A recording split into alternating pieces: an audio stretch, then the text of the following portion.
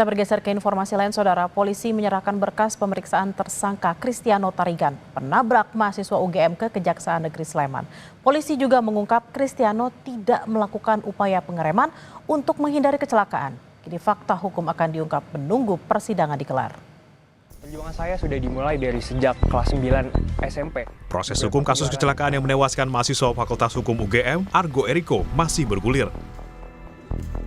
Dari hasil pemeriksaan tersangka Kristiano Tarigan, polisi menyebut Kristiano menabrak Argo karena faktor kelelahan sehingga tidak konsentrasi saat berkendara.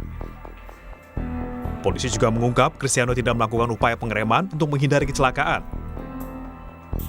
Polisi telah merampukan berkas perkara Kristiano dan diserahkan ke Kejaksaan Negeri Sleman pada 2 Juni lalu. Kini proses persidangan menunggu pihak kejaksaan menyatakan lengkap pada berkas perkara Kristiano. SPDP terkait laka lantas sudah kita terima di tanggal 28 Mei 2025. Terus yang langkah selanjutnya yang dilakukan oleh kejaksaan apa? Langkah selanjutnya ini berkas perkara juga sudah dikirim hari ini tanggal 2 Juni 2025. Selanjutnya nanti jaksa akan melakukan penelitian terhadap berkas perkara ini. Saat ini tersangka Kristiano Tarigan masih menjalani masa penahanan di Mapolres Sleman. Ia ditahan usai ditetapkan sebagai tersangka pada 27 Mei 2025. Sementara itu, kuasa hukum Argo Eriko menanggapi permintaan maaf dari ayah Kristiano Tarigan. Menurut pihak kuasa hukum, keluarga korban sedang dalam keadaan trauma. Terkait adanya unsur kelelahan yang dialami oleh penabrak mahasiswa UGM di Yogyakarta, pihak pengacara berharap kepada pihak penyidik melakukan pemeriksaan mendalam.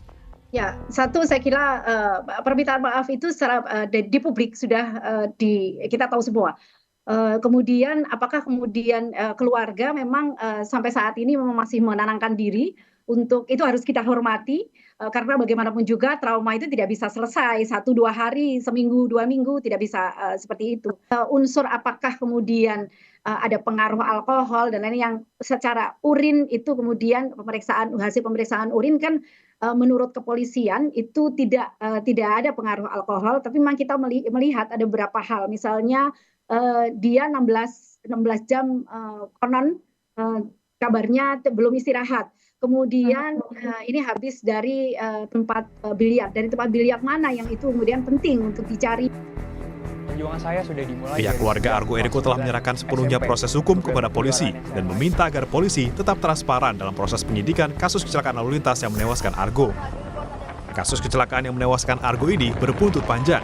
Tidak hanya menjerat Kristiano sebagai penabrak, namun juga menyeret pihak lain yang diduga ikut terlibat dalam kasus penggantian plat nomor palsu mobil milik Kristiano. Tim Liputan Kompas TV.